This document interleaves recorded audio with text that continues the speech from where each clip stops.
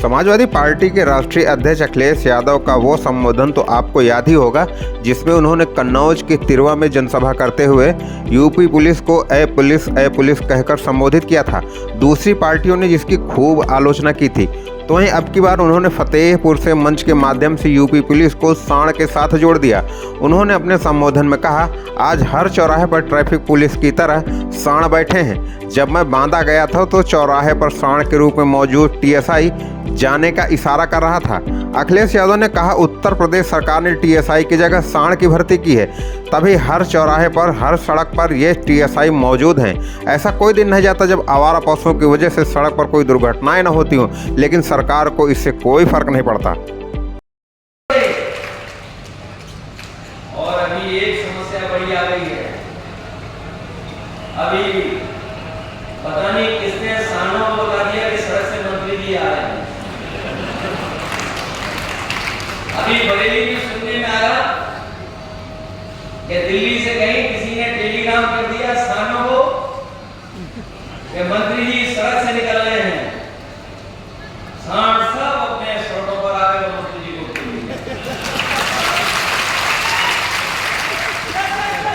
ये की नई ट्रैफिक व्यवस्था है, नए ट्रैफिक अधिकारी इन्होंने अपॉइंट किए हैं। अगर किसी नौजवान को नौकरी दे देते, टीएसआई बना देते, तो उसे वेतन देना पड़ता और रिटायर बनाने के बाद उसको पेंशन देनी पड़ती। लेकिन बीजेपी की सरकार ने नई भर्ती की है। किसी सड़क पे चले जाओ, आप कानपुर से इलाहाबाद चले जाओ, फतेहपुर से बांदा चले जाओ, जब हम अभी गए तो तिलवारी के बाजार में तो न जाने कहां से इतने टीएसआई आ गए।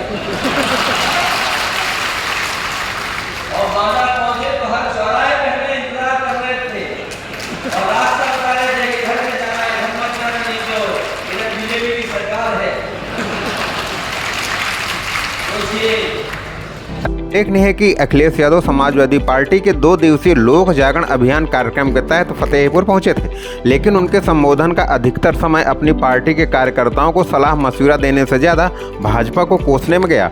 सपा सुप्रीमो अखिलेश यादव कभी सीएम योगी को तो कभी पीएम मोदी को ही निशाना बनाते रहे। इतना ही नहीं, वो अपने संबोधन के दौरान केवल एक ही बात बताने का प्रयास करते रहे कि जो उनकी सरकार और उनकी पार्टी ने किया केवल वही सही है। लोकसभा चुनाव को लेकर अखिलेश यादव ने फतेहपुर को बेहद खास बताया। उन्होंने कहा, फतेहपुर दोआबा का क्षेत्र है, एक ओर गंगा तो दूसरी ओर यमुना नदी है, वैसे ही वाराणसी में भी गंगा नदी है। उन्होंने फतेहपुर से अपील करते हुए कहा, जैसे वाराणसी से चुनकर प्रधानमंत्री बन सकते हैं तो फतेहपुर से चुनकर प्रधानमंत्री क्यों नहीं बन सकते। दिल्ली की सरकार के बारे में भी हमारे साथियों ने आपको बताया, आज उससे पहले भी आपको बताया होगा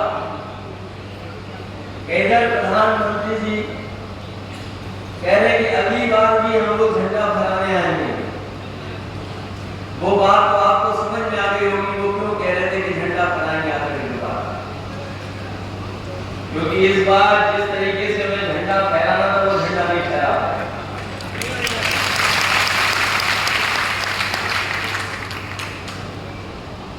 दिल्ली वाले और यूपी वाले दोनों ने उत्तर प्रदेश को न जाने कहां पहुंचा दिया। फतेहपुर जहां 2 नदियों के बीच का क्षेत्र है, एक तरफ गंगा दूसरी तरफ यमुना, सबसे फर्टाइल लैंड अगर कहीं की है तो दोआबा की है। जहां 2 नदियों के बीच में है, वहीं कहीं न कहीं 2 बड़े शहरों की वजह से भी फतेहपुर को जो विकास या जिस विकास की गति से आगे बढ़ना चाहिए था नहीं बढ़ पाए। अगर 2 नदियों के बीच में है, वहीं ये शहर भी इलाहाबाद और कानपुर के बीच में है, इसलिए जितना विकास फतेहपुर का होना चाहिए था शायद उतना विकास नहीं हो पाया। यहाँ हमारे साथी बता रहे थे कि उत्तर दाहिनी गंगा सबसे पवित्र और हमारे वैदिक काल से हम लोग उसको अच्छा मानते रहे।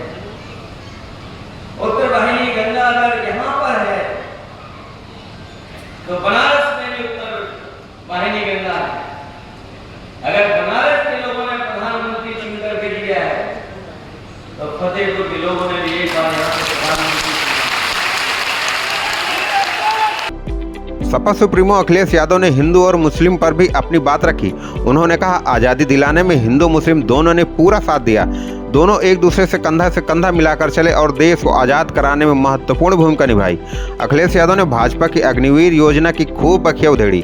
उन्होंने मंच से हुंकार भरते हुए कहा, केंद्र में आते ही इस अग्निवीर योजना को रद्द कर देंगे। यह योजना युवाओं के सपनों को तोड़ रही है। अखिलेश यादव ने कहा, भाजपा वाले खूब बुलडोजर चलवा रहे हैं। हमारी सरकार बनी तो हम भी बुलडोजर चलवाएंगे, लेकिन 2 मंजिला घरों में नहीं बल्कि 8 से 10 मंजिला वाले घरों में बुलडोजर चलेगा। पत्रकार सही बात लिखें और दिखाएं, लेकिन उनकी भी मजबूरी है। सही लिखेंगे और बोलेंगे तो पुलिस रात को 2:30 बजे दरवाजा खटखटाएगी और वो खुद खबर बन जाएंगे। वाले जाने कहाँ ले जा रहे हैं हम लोगों को। और अगर सरकार चलते हुए देखोगे तो इंजन एक दूसरे को टक्कर मार रहे हैं। अभी तक इनका डीजीपी परमानेंट नहीं है और सबसे ज्यादा असुरक्षित महिलाएं अगर कहीं हैं तो आपके उत्तर प्रदेश में सबसे ज्यादा घटनाएं महिलाओं के ऊपर हुई। भारतीय जनता पार्टी दलितों पे हो रही, कृष्णों पे हो रही हैं और अन्याय की तो सीमा लांघ गए ये लोग। ये अन्याय समाजवादियों कभी घबराना नहीं, डरना नहीं। मैं ये कहना चाहता हूं आपसे।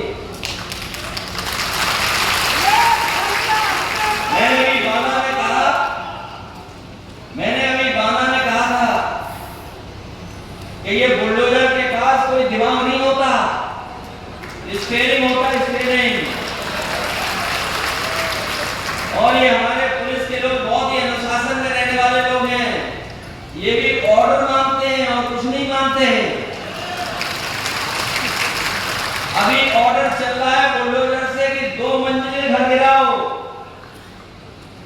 अभी ऑर्डर तो चलता है वो गरीबों के घर के गिराने का है। और कभी समाजवादी लोग सरकार में आ गए तो यही ऑर्डर मानेंगे, वही बुलडोजर होगा।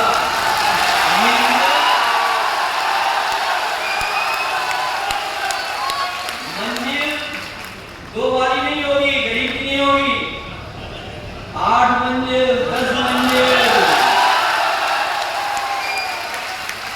और मैं आपसे कह रहा हूं, ये जो बुलडोजर वाली सरकार है, ये बुलडोजर वाली सरकार सबसे बड़ी भूमाफिया सरकार है, सबसे बड़ी भूमाफिया सरकार है। और ये बात अगर मेरी गलत है तो मैं पत्रकार साथियों से कहूंगा, आप लोग ईमानदार बन जाओ, आप लोग ईमानदार बन जाओ और जाओ कानपुर में जो बिल्डिंगें आपको दिखाई दें बड़ी बड़ी, में देख के आना, बताओ इलीगल है कि नहीं है। लखनऊ देख के आओ, इलीगल है कि नहीं है। अयोध्या देख करके आओ, इलीगल है कि नहीं है। बनारस देख के आओ, जो बड़ी बिल्डिंगें वो इलीगल है कि नहीं है। और फिर बीजेपी के लोग भूमाफिया, इसलिए मैं कह रहा हूं, आप अयोध्या की रजिस्ट्रियां बता दो सबसे ज्यादा किसने कराई है।